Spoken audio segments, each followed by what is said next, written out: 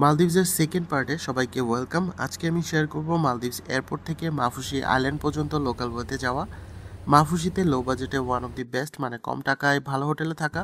এর পাশাপাশি যাওয়ার পথে সুন্দর একটা ইনসিডেন্ট শেয়ার করব তোমাদের সাথে। এয়ারপোর্ট থেকে মাফুসি যাওয়ার দুইটা ওয়ে। প্রথমটা বেশি পপুলার স্পিড বোট, যেটা পার পারসন $25 করে চার্জ করবে। সেকেন্ড হচ্ছে লোকাল ওয়ে ফেরি, যেটাকে মালদ্বীপিয়ানসরা ধনী বলে। আমি আগে থেকেই ডিসাইড করেছিলাম লোকাল ওয়েতে যাব। এয়ারপোর্টের বাইরেই টিকিট কাউন্টার। ফার্স্টে এয়ারপোর্ট থেকে মালে এয়ারপোর্ট জেটিতে যেতে হবে। Ticket price 15 rupiah per person, Bangla টাকায় 100 থেকে 120 টাকার মতো। প্রতি 10 মিনিট পর পর ফেরি আসে যায়, এয়ারপোর্ট টু মালে, মালে টু এয়ারপোর্ট।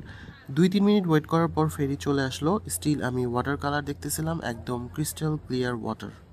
খেয়াল করে দেখলাম ফরেনার্সরা বেশিরভাগ এই সেম ওয়ে ইউজ করতেছে, যেহেতু স্পিড বোট থেকে এটা চিপার অপশন। বিষয়টা ভালোই লাগলো। অল্প কিছুক্ষণের মধ্যেই ফেরি ফুল হয়ে গেল। সুন্দর ভিউ দেখতে দেখতে মাত্র 10 মিনিটের মধ্যে পৌঁছে গেলাম মালে এয়ারপোর্ট জেটিতে। মালে এয়ারপোর্ট জেটিতে নেমেই মাফুসি যাওয়ার টিকিট নিয়ে নিলাম 22 রুপিয়া দিয়ে, যেটা বাংলা টাকায় 160 থেকে 170 টাকার মতো। তখন টাইম ছিল দুপুর 1টা 55। আমার হাতে আরও 1 ঘন্টার মতো টাইম ছিল, তাই আমি ওয়েটিং এরিয়াতে কিছু দেশি ভাইদের সাথে গল্প করে টাইম পাস করলাম। ঠিক 2টা 50 মিনিটে আমরা সিরিয়াল ধরে ফেরিতে উঠে পড়লাম। একদম টাইম মতো 3টার দিকে ফেরি ছেড়ে দিল।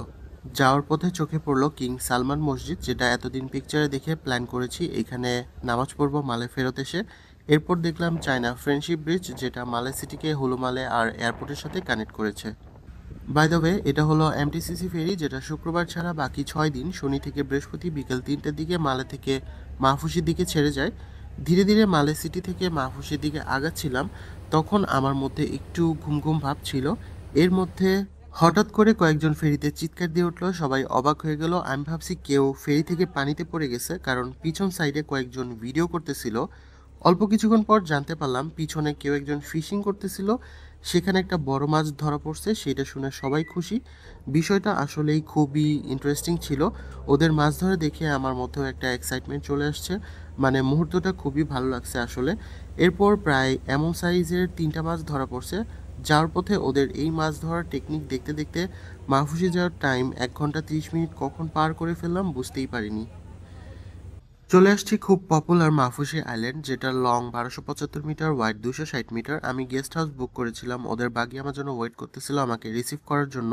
হোয়াটসঅ্যাপে আগে থেকে ইনফর্ম করে রেখেছিলাম, মাত্র 2 মিনিটের মধ্যেই পৌঁছে গেছি। 3 রাতের জন্য বুক করা সামার ভিলা গেস্ট হাউস দেখি আমার মন ভরে গেছে। নিচে সুন্দর একটা টাইনি আউটডোর ক্যাফে ছিল, যেখানে বসে কফির সাথে সুন্দর একটা বিকেল পার করা যাবে।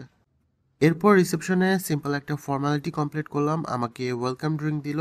বুক করেছিলাম 2 রাত নর্মাল স্ট্যান্ডার্ড রুম, বাকি 1 রাত ডিলাক্স সি ভিউ রুম। এটার রিজন হচ্ছে 11রাতে স্ট্যান্ডার্ড রুম 3 রাতের জন্য অ্যাভেলেবেল ছিল না। পরে রিসেপশনের ভাই আমাকে সি ভিউতেই 3 রাতের জন্য আপডেট করে দিল উইথাউট এনি কস্ট। বিষয়টা আসলেই অনেক ভালো লাগলো। আমার রুম নাম্বার ছিল 15, যদিও সি অল্প একটু দেখা যায়। যাই হোক, আমার রুমটা দেখাই। ভিতরে ঢুকতেই কিং সাইজ বেড, বেডের দুই পাশে ওয়ালে অ্যাটাচ করা মিনি ল্যাম্প। এরপর ওপেন ক্লোজেট ছিল, 2টা বাথরব, প্রয়োজনীয় জিনিস রাখার জন্য অনেকগুলো সেলফস, একটা মিনি ফ্রিজ, পাসপোর্ট ক্যাশ রাখার জন্য লকার, ইলেকট্রিক ক্যাটেল, বড় একটা মিরর, তার উপর এলইডি টেলিভিশন, 2টা ল্যাম্প, তারপর complimentary mineral water, tea bag, coffee, sugar, cups and glasses দেওয়া ছিল। মাহফুসি আইল্যান্ডের মধ্যে আমার মনে হয়েছে এটা সবচেয়ে বাজেট ফ্রেন্ডলি গেস্ট হাউস। ওদের standard room per night $30, deluxe C view $35। 3 নাইটসের জন্য আমি পে করেছি $95 উইদাউট ব্রেকফাস্ট। এখানে শার্ট প্যান্ট ইজিলি রাখার জন্য আছে ওয়াল অ্যাটাচ হ্যাঙ্গার, খুবই সুন্দর। উইন্ডো থেকে গেস্ট হাউসের back side local natural area দেখা যায়, আর যেটা বলেছিলাম অল্প একটু সি ভিউ দেখা যায়। বাথরুমটা নিয়ে যদি বলি তাহলে বেশ স্পেসেস ছিল, নিট অ্যান্ড ক্লিন। শাওয়ারের জন্য সেপারেট স্পেস করা ছিল, টাইনি মিরর, এছাড়া টয়লেটিস হিসেবে শাওয়ার জেল, শ্যাম্পু এগুলো দেয়া ছিল। কাজের একটা জিনিস হেয়ার ড্রায়ার, যেটা ফার্স্টে খেয়াল করিনি। যাই হোক, ভিডিওটি এই পর্যন্তই থাকলো। ভালো লাগলে একটা লাইক করে দিও। দেখা হবে নেক্সট ভিডিওতে। টিল দেন টেক কেয়ার, আল্লাহ হাফেজ।